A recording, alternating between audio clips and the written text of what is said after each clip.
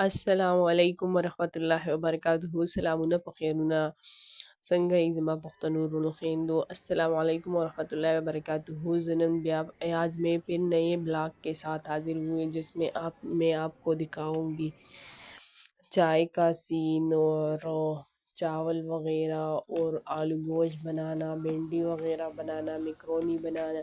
تو آپ میرے ساتھ پورا ولاگ دیکھنا، اور اگر پسند آئے تو پلیز لائک کریں، شیئر کریں، کمنٹ کریں، اور اپنے دوستوں کو بھی اس میں انوائٹ کریں. اور اگر چینل پر نئے ہو تو پلیز سبسکرائب ضرور کرنا.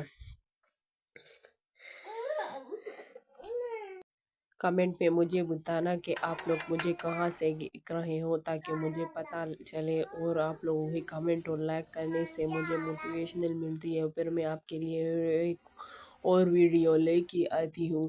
تو پلیز لائک اور سبسکرائب ضرور کرنا. اور آپ لوگوں کو میری ریسیپیز کیسی لگتی ہے، آسان لگتی ہے، آپ لوگ اس کو ٹرائی کرتے ہو، مزے کی بنتی ہے یا نہیں، تو یہ بھی ضرور بتانا.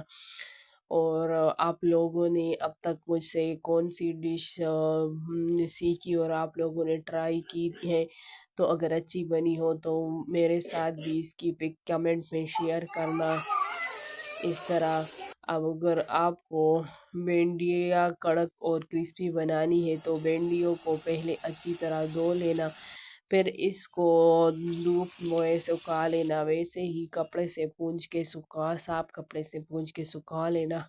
پھر اس کو اس فنگر سلائس میں کاٹ لینا، اور اس کو پہلے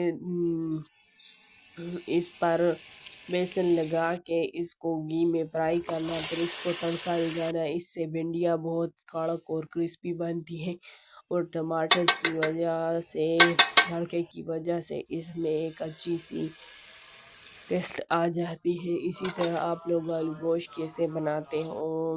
پہلے گوشت کو اگر گھی میں ڈال کے تھوڑا سا بھون لو، اس کا کلر چینج ہو جائے تو اس سے گوشت اچھی بنتی ہے، اور اس سے اسمیل وغیرہ بھی ختم ہو جاتی ہے. تو آپ لوگ بھی اس طرح ٹرائی کرنا. اللہ حافظ. دعاؤں میں یاد رکھنا. اللہ پامان.